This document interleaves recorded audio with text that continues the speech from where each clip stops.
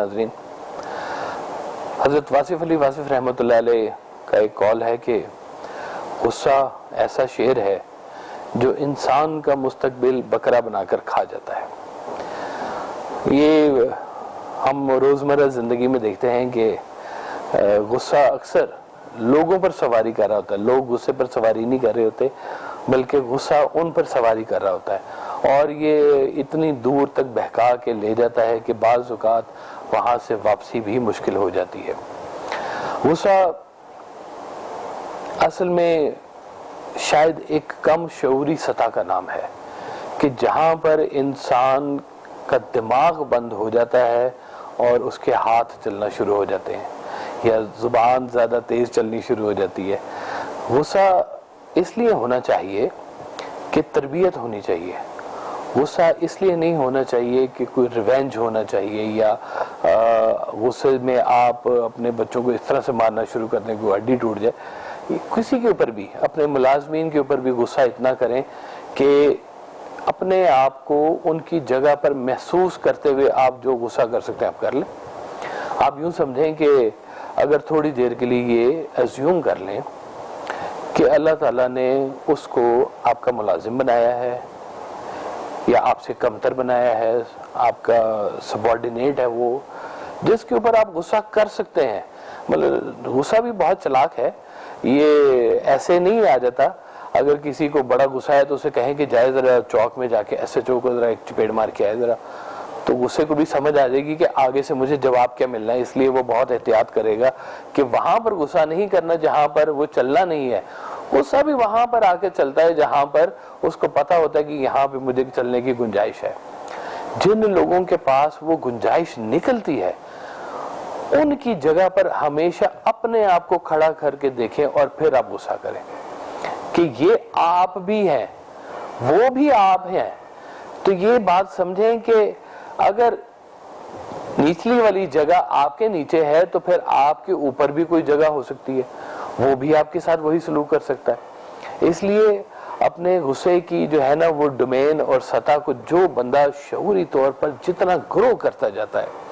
جتنا مالک کی اس پر مہربانی ہوتی جاتی ہے، وہ غصے کے اوپر اتنا زیادہ کنٹرول کرنا شروع کر دیتے ہیں۔ سرکار فرمایا کرتے تھے کہ دیکھو یہ اس کو ختم نہیں کرنا، اس کو کنٹرول کرنا ہے، اس کے اوپر سواری کرنی ہے۔ تم اچھے گھوڑ سوار بن سکتے ہو، یہ تمہارا گھوڑا ہے، یہ تمہاری انرجی ہے،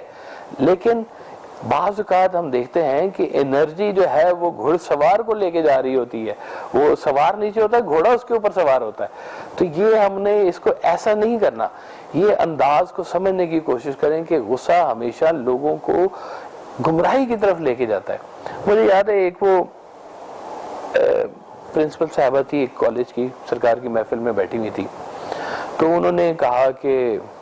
ایسا بھی ہوتا ہے کہ جی جب وہ لڑکیاں ہمارے پھر قابو چڑھ جاتی ہیں تو پھر ہم ان کی پٹائی کرتے ہیں۔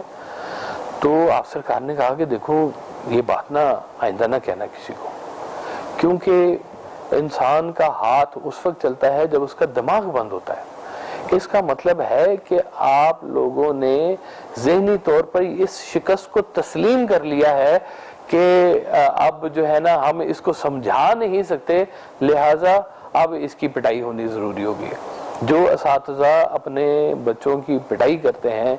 وہ یہ بات یاد رکھیں کہ وہ اپنے پیشنس کو لوز کر جاتے ہیں، یعنی کہ وہ سمجھانے کی استطاعت سے باہر نکل جاتے ہیں اور وہ پھر غصہ کرتے ہیں اور ان کے ہاتھ اٹھتے ہیں اور وہ پھر سارا معاملہ آگے خراب ہوتا ہے۔ یہ اس لیے کہتے ہیں کہ اچھے گرو کے ساتھ رہیں یا کوئی ایسی بڑے بزرگوں کے ساتھ رہیں جو آپ کو سمجھائیں کہ غصہ انسان کے ساتھ کیا کیا کھیل کھیلتا ہے۔ وہ مجھے یاد ہے ایک دور میں کہیں شادی تھی سامنے والے گھر میں، اور میں ٹائم دے کے گیا تھا کہ جی میں 11 بجے واپس آ جاؤں گا، کوئی مہندی تھی کچھ ایسے تھا میرے دوست کی،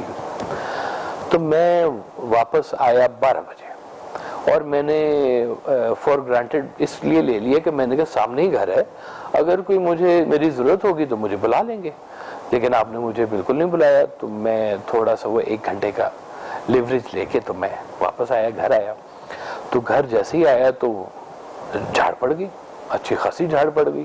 اور میں بالکل وہ جو ایک بڑے ہیپی موڈ میں آیا تھا ایک دم سے سیڈ موڈ میں میں پھر گھر کے اندر داخل ہو گیا اور چلا گیا. جیسے ہی میں اندر کمرے کی طرف آیا نا تو پیچھے وہ بیٹھے ہوئے تھے ہمارے ایک ڈاکٹر خوشی صاحب. تو سرکار نے فرمایا کہ دیکھا کیسے اس کا میں نے جن اتارا ہے, خوشی کا جن میں نے اس کا اتار دیا, یہ ورنہ ساری رات ادھر ہی نہ اپنے خیالات میں پھرتا رہتا. تو میں نے جب یہ بات سنی تو میں نے کہا کہ یہ ہوتی ہے طاقت اصل میں,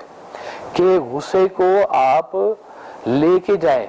اس خیال کی طرف لے کے جائیں کہ اس میں تربیت چھپی ہوئی ہو, نہ کہ کوئی ریونج چھپا ہوا ہو. یہ بھی تو دیکھیے ایک اللہ تعالیٰ نے ماں باپ کو یہ صلاحیت دی ہے, استطاعت دی ہے, بلکہ ایک حاکمیت دی ہے اپنی اولاد کے اوپر کہ وہ اپنے بچوں کو وہ باتیں سمجھاتے ہیں, یا بڑے ہوتے ہیں ان کے, اور ان کا ایک استحقاق بھی ہوتا ہے. لیکن اس استحقاق کو ایک بہت اچھی شکل میں استعمال کرنا چاہیے. غصہ اس میں سب سے لیسٹ ہے. غصہ صرف اس لیے ہو کہ تربیت ہو, نہ کہ آپ کا غصہ ہو, پیورلی غصہ ہو. مجھے یاد ہے یہ انداز ہے جی, اپنا ایک تربیت کا انداز ہے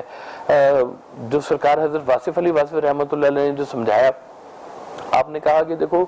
یہ ایک چھوٹا سا اینگل ہے جو کبھی آپ کو سمجھ آ جائے نا کہ یہ ایسے کر کے گھوم جاتا ہے اور بات سمجھ میں آ جاتی ہے, تو غصہ بھی ایسے ہی ہوتا ہے کہ جب وہ بات آپ کو سمجھ آنی شروع ہو جاتی ہے تو پھر وہ ذہن کھلنا شروع ہوتا ہے, اور ذہن جب کھلنا شروع ہوتا ہے تو پھر اس کا مطلب ہے کہ غصہ کہیں پیچھے رہ جاتا ہے. یہ بہت ہم نے دیکھا کہ سلطنتیں اجڑ گئیں, لوگوں کے گھر اجڑ گئے, فیملیاں تباہ ہو گئیں, اور بڑے بڑے معاملات ہو گئے. کس کے پیچھے؟ ایک غصے کے پیچھے. غصہ برائے غصہ حرام ہے, غصہ اسلام میں بھی حرام ہے, اور حرام اس کو کہا اس لیے گیا ہے کہ یہ جب اس حالت میں آتا ہے, صرف اس لیے نہیں کہ تربیت ہے, تربیت کی حد تک ہو تو بہت بہتر, لیکن غصہ اگر اپنی اصلی حالت میں ہو تو نقصان, بلکہ بہت نقصان. اللہ تعالیٰ ہمیں ایسے غصوں سے بچائے جس سے ہمارے مستقبل کو نقصان ہونا ہے, ایسے غصے سے بچائے جس سے ہمارے حالات اور واقعات خراب ہونے ہیں. غصہ ہمارے کنٹرول میں رہے, ہم غصے کے کنٹرول میں نہ رہے. اللہ آپ کو سلامت رکھے.